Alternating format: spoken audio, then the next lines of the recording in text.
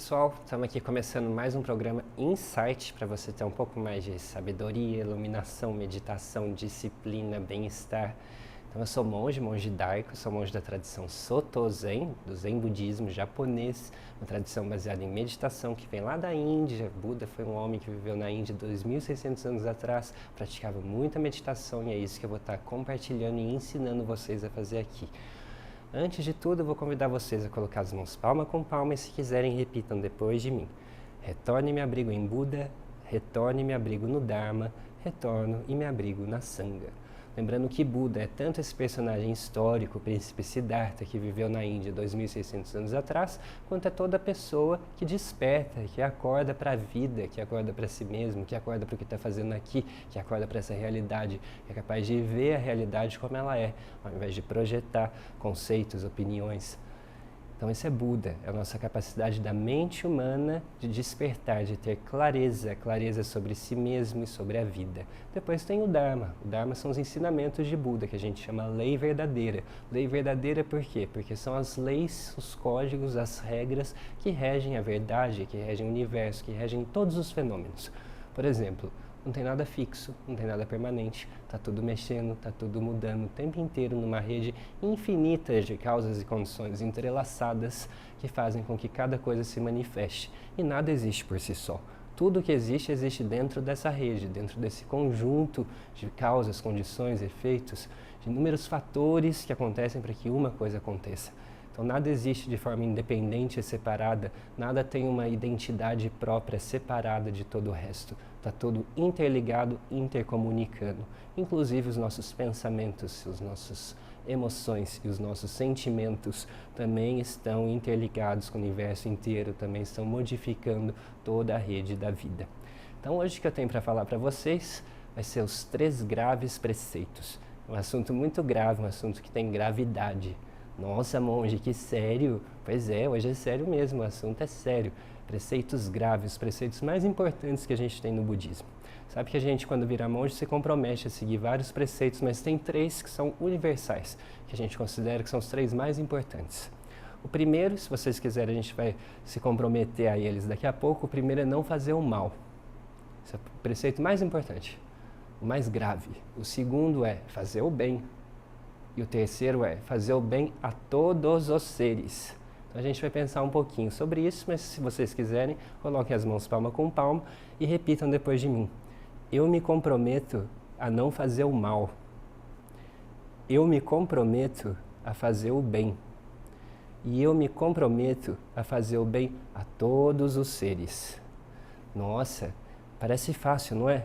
Sabe que Buda dizia que era fácil de ser entendido até por uma criança de 4 anos, mas é uma coisa difícil de ser praticada até por uma pessoa de 80 anos. Essa história de não fazer o mal, fazer o bem a todos os seres, não falar o mal, falar o bem, não pensar o mal, pensar o bem de todos os seres. Difícil, né? Porque falar e fazer é fácil, mas e pensar? Mas as nossas ações começam antes nos nossos pensamentos. Então, o que a gente faz aqui, a nossa meditação, é para aprender a observar, a testemunhar, a conhecer como a nossa mente funciona. E para que lado os nossos pensamentos estão indo? Será que é para o bem? Será que é para o meu bem? Será que é para o bem de todos os seres? Ou será que é para o bem só daqueles do meu grupo? Será que eu separo esse sim, esse não, esse é bom e esse é ruim? Então, primeiro tem essa história de bem e mal, que algumas pessoas falam que bem e mal não existe, monge. Bem e mal são conceitos que a gente cria. E tem que tomar um pouquinho de cuidado com isso, porque se a gente interpreta isso de forma leviana, a gente passa a achar que qualquer coisa que eu faço está além de bem e mal, já que bem e mal são conceitos relativos. Então que tudo que eu faço está além de conceituações. E não é bem assim, não é isso que Buda ensina. Se por um lado tudo é nome, é o que ele ensina no Sutra do Diamante, ele fala tudo que existe são nomes. Se bem e mal são nomes, por um lado, por outro lado, os efeitos concretos na realidade não são só nomes. Há ações que a gente pratica que nos levam a estados de saúde, de harmonia, de alegria, de compartilhamento, de bem-estar. E há coisas que a gente pensa, fala e faz que levam a estados de sofrimento, de separação, de miséria, de doença. Então, se por um lado a gente diz que bem e mal são apenas conceitos, são apenas nomes, Os efeitos concretos na vida não são conceituais, são reais. Então tem que tomar cuidado com isso, porque nós em sociedade precisamos dos nomes para funcionar como civilização. A gente precisa dos conceitos, embora a gente saiba que a realidade está além dos conceitos. Mas dizer que bem e mal não existe, não é ensinamento de Buda. Tanto é que o comprometimento mais sério, os preceitos mais graves que a gente tem é de justamente não fazer o mal, fazer o bem e fazer o bem a todos os seres. Então, depois disso, a gente tem 10 preceitos que a gente chama preceitos de prática. Preceitos são as regras monásticas, mais ou menos como os 10 mandamentos, só que não são exatamente ordens, não são exatamente mandamentos. É mais como um conselho, são bons amigos para que a gente viva em paz, para que a gente acesse isso que Buda acessou, que ele chama de Nirvana. Nirvana é uma mente clara, uma mente lúcida, uma mente tranquila, uma mente que se sente completa.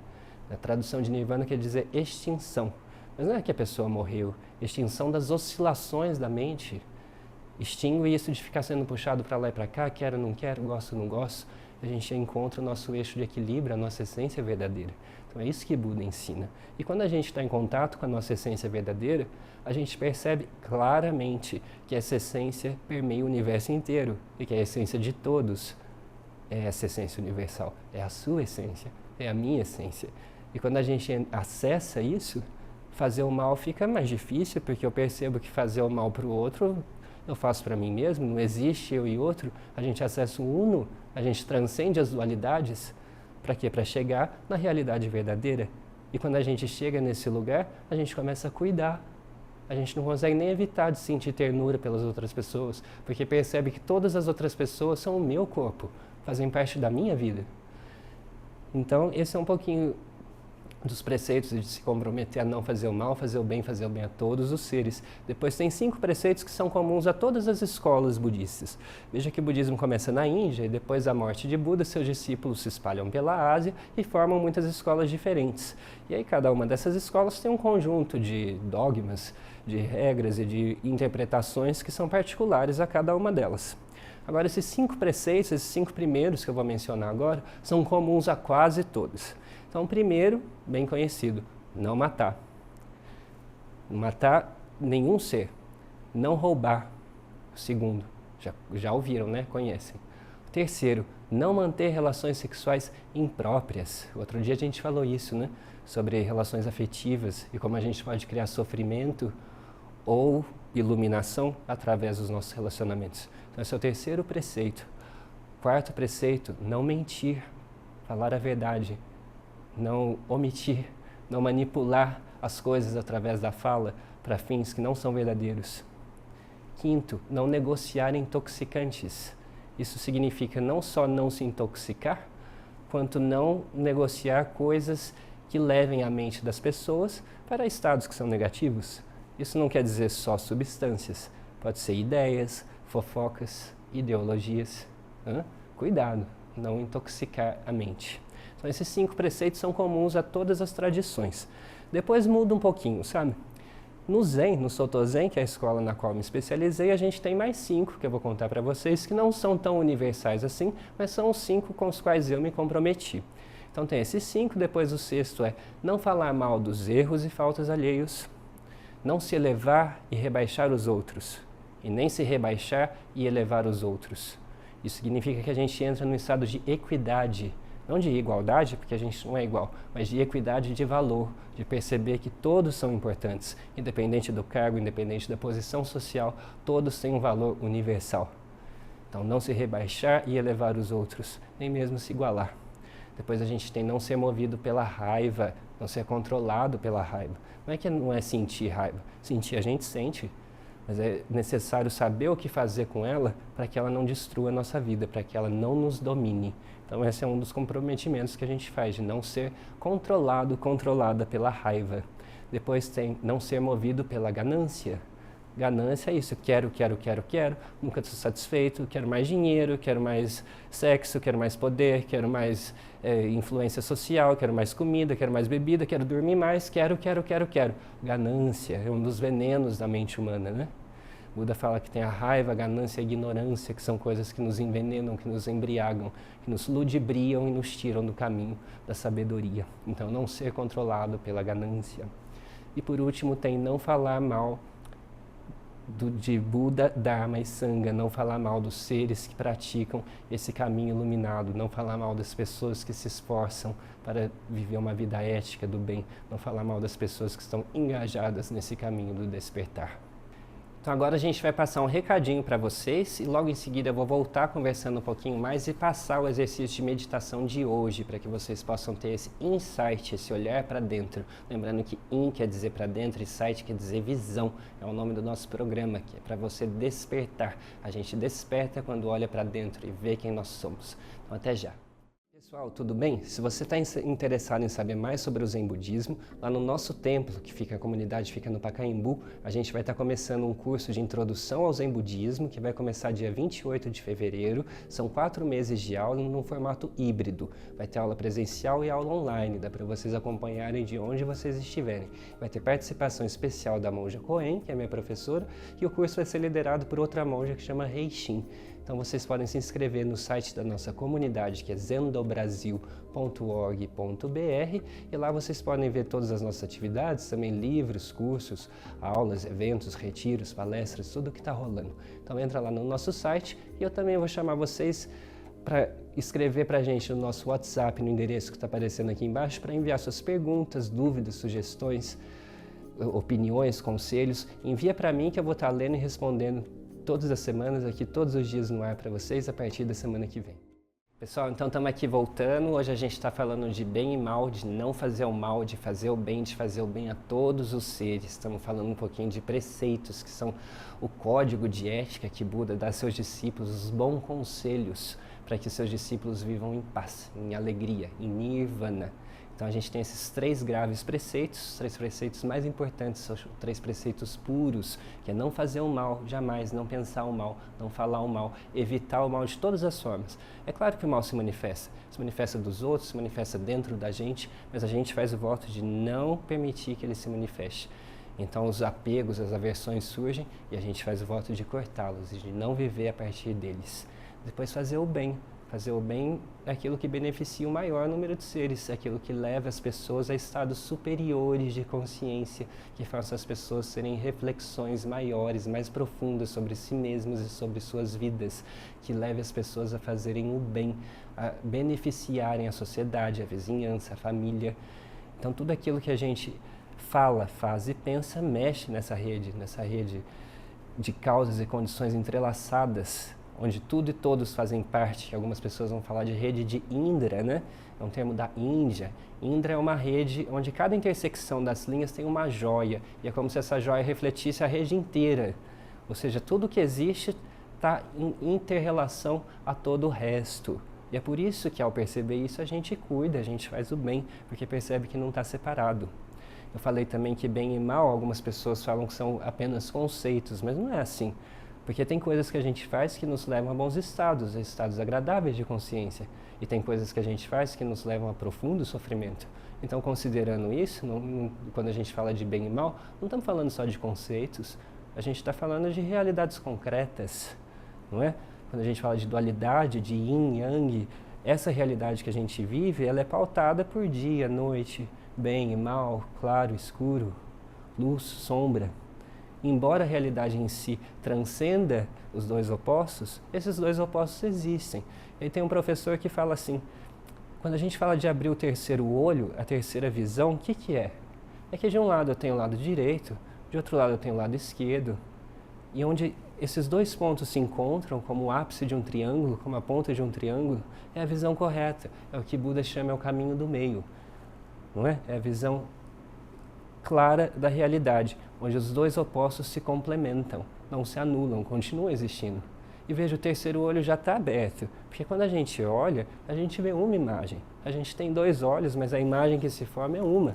Então é essa que a gente chama a terceira visão, que é capaz de ver que de um lado existe o absoluto, onde tudo são átomos, elétrons e nêutrons, tudo é energia dançando numa coreografia cósmica incessante, mas de outro lado existe parede, existe cachorro, existe lixo, existe comida. E a gente não coloca o cachorro em cima do altar, a gente não coloca o lixo dentro da geladeira. Então, se de um lado tudo essa natureza Buda manifesta, de outro lado as diferenciações existem. Então, quando a gente é capaz de compreender os dois lados de uma mesma realidade, dessa mesma realidade, a gente fala, é a terceira visão, é a visão clara da realidade, a visão iluminada da sabedoria, que inclui os dois aspectos, não exclui, e que é o caminho do meio, que é capaz de compreender esses dois lados e atuar de forma assertiva, atuar de forma adequada, sempre para quê? Para o bem, para cuidar do maior número de seres, para que a gente possa viver em paz, viver feliz, viver alegre, viver com saúde, harmonia e alegria. E para isso a melhor coisa é conhecer como as nossas emoções funcionam, como os nossos sentimentos funcionam. Na hora que a gente começa a conhecer, dá para mexer um pouquinho, como se o pessoal de informática que mexe tanto no software quanto no hardware, né? Tanto na máquina quanto nos programas que rodam dentro dela. É um pouquinho que a gente faz através da meditação. A gente para olhar e conhecer esse computador para saber melhor que programas acessar e quando. Então é o que eu vou estar ensinando para vocês aqui, é a nossa proposta desse programa Insight, que vocês possam conhecer um pouquinho mais do budismo, mas não precisa ser budista, não precisa nem conhecer o que esse personagem Buda disse na Índia. A meditação transcende tudo isso. Não precisa ter religião, não precisa ser dessa ou daquela tradição. Basta você sentar e olhar para si, olhar para a própria mente, olhar para o próprio ser. Isso não tem categoria. Então, o que eu vou estar convidando vocês a fazer 5 minutos por dia, todos os dias. É uma prática que nos templos e mosteiros a gente faz 2, 3, 4 vezes por dia, período de 40 minutos. E conforme o tempo vai passando, isso vai criando uma marca na gente. Uma marca de autoconhecimento, de controle, de disciplina e de mergulho no nosso próprio ser. Pessoal, então para a nossa meditação de hoje, a gente vai fazer como todos os dias. Vou pedir para você se colocar numa posição estável. Você que está sentando numa cadeira, vai sentar da metade para frente da cadeira, de modo que a gente não encoste. A gente quer ficar com a coluna esticada, puxando para cima, como se tivesse um fiozinho que puxa. Toda a nossa coluna vertebral aqui do alto da cabeça estica para cima. Então a gente não senta relaxando, não senta curvando, senta retinho. Não é exatamente descansar que a gente vai treinar a nossa percepção, treinar a nossa mente. E para isso, se a gente está muito relaxado, se está deitado na cama, se está muito disperso, muito caído de qualquer jeito, não dá certo. É igual a corda de um instrumento musical. Se estiver muito solta, não faz música, mas também se estiver muito rígida, estoura. Então a gente quer encontrar aqui o nosso ponto de equilíbrio, que Buda chama o caminho do meio, né? Que não é nem muito atento, alerta, tenso, mas também não é muito disperso, muito tranquilo, muito relaxado. É um ponto médio. Então, a gente pode fazer um pequeno balanço com a coluna vertebral, da esquerda para a direita, como o pêndulo de um relógio que vai achando seu eixo, também de frente para trás, alinhando nossos ossos, se colocando na postura adequada. E quando você sentir que encontrou o eixo, pode colocar as mãos nisso que a gente chama mudra cósmico. Mudra quer dizer posição de mãos, e cósmico, por quê? Porque a gente está no cosmos, lembra que a gente está no universo, não está separado lá nas estrelas, o universo é aqui, então, para a gente lembrar disso. Então, a mão direita vai vir embaixo, a esquerda vai vir por cima, e aí a gente tem essas linhas das articulações dos dedos, elas vão se sobrepor, vai ficar uma em cima da outra. Veja que a gente não cruza os dedos assim não está certo. A gente pousa as mãos, a direita embaixo e a esquerda em cima, articulação sobre articulação. E essas mãos vão vir aqui no nosso colo. Pode encostar os dedos mínimos no abdômen. E os polegares vão se tocar levemente. A ponta dos dedos grandes vão se tocar. Isso aqui é um termômetro de como está a nossa mente, de como estão nossos estados mentais, de como está a nossa energia. Se eu estou muito relaxado, isso vai abrir, vai cair, vai ficar assim mole. Agora, se eu estou muito tenso, fica duro, fica apertado. Eu vou perceber que até a pontinha dos dedos fica branca, né? Se eu estiver apertando. Então a recomendação que se dá é como se tivesse uma folha de seda fininha entre os dedos, que se eu relaxar muito ela cai, e se eu apertar um pouco além, ela amassa. Então assim a gente vai encontrando o nosso tom, a nossa tensão correta, o nosso estado natural. Então essa posição de mãos não é apenas uma posição de mãos, é um objeto mental, um exercício, um treino para o cérebro. Então a gente vai ficar assim, nessa posição que chama mudra cósmico. E se vocês quiserem, vocês podem fechar os olhos, ou se preferirem, podem ficar com os olhos entreabertos, olhando para baixo. Um olhar que não se isola, um olhar que não se recorta da realidade, que é capaz de perceber o que acontece, mas que não fica procurando as coisas, mas que está presente. Então, uma vez que a gente tivesse colocado nessa postura, que é a postura de Buda, é a postura onde os sábios se iluminam, apenas por fazer essa postura, a gente vai começar a olhar propriamente, olhar os 5 sentidos. Perceba todos os sons que estão entrando nos seus ouvidos, agudos, graves, sirenes. Aqui em São Paulo, quando a gente abre a janela, vem um ruído que parece que é um som só, né? Até parece aquele som da meditação, o om, né? Fica om. Mas na verdade tem inúmeros sons dentro desse único som. Você consegue perceber vários deles? E o tato? Lembra desse sentido? Como que a gente pode usar ele aqui?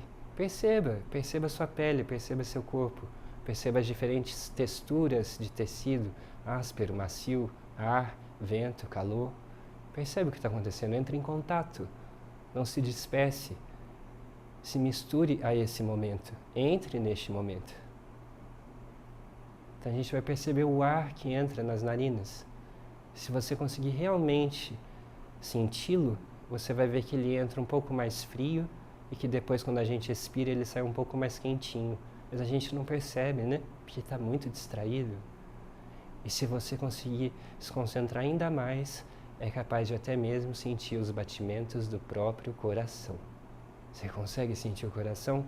O músculo que está aí batendo o tempo inteiro, que nunca descansa? É possível sentir. Você consegue entrar em contato com o seu próprio coração? Uma prática linda de sentir o que está acontecendo agora. E de entrar em contato com o mais íntimo do nosso ser, aqui e agora. A gente costuma falar que fazer meditação é um pouco como entrar no mar, sabe? No começo a gente entra, aí tem alga, tem concha, tem areia, tem ondinha, tem criança brincando, é uma baguncinha ali no raso do mar, né? E tem toda aquela função, aquele agita. Mas aí se a gente continua e vai aprofundando, a gente começa a aprender a nadar. E se a gente aprende a nadar nesse mar, a gente pode ir até lá ao fundo. E o que tem lá no fundo, gente? O mar tem fundo? Tem um ponto final?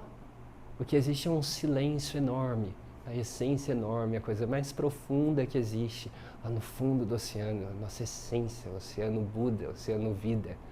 Agora a gente não fica lá, não dá para ficar lá para sempre.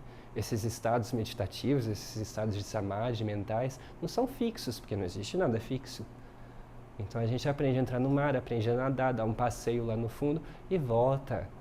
Volta para a praia, volta para as nossas atividades cotidianas, volta para o nosso personagem diário normal.